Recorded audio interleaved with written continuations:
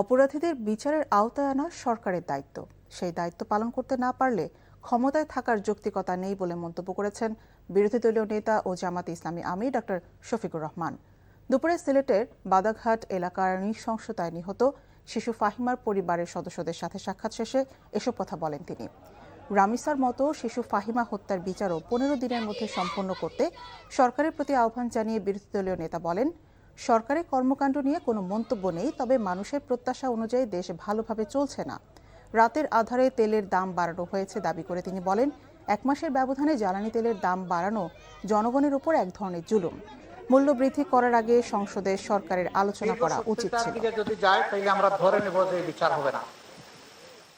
এই জন্য আমরা চাই প্রধানমন্ত্রী যেভাবে রামিসার ক্ষেত্রে ঘোষণা দিয়েছেন 15 দিনের মধ্যে রামিসার বিচার সম্পন্ন হবে, আমরা চাই যে এইরকম একটা ঘোষণা এখানকার মন্ত্রী তিনিও দেবেন যে আগামী 15 দিনের মধ্যে ফাহিমার বিচারও সম্পন্ন হবে। এই কেবল গত মাসে 8 থেকে 12% বাড়ানো হয়েছে দাম, আবার 1 মাসের ব্যবধানে আবার এসে প্রায় 5 টাকা করে 3টা আইটেমে দাম বাড়ানো। এটি আসলেই জনগণের উপর একটা জুলুম।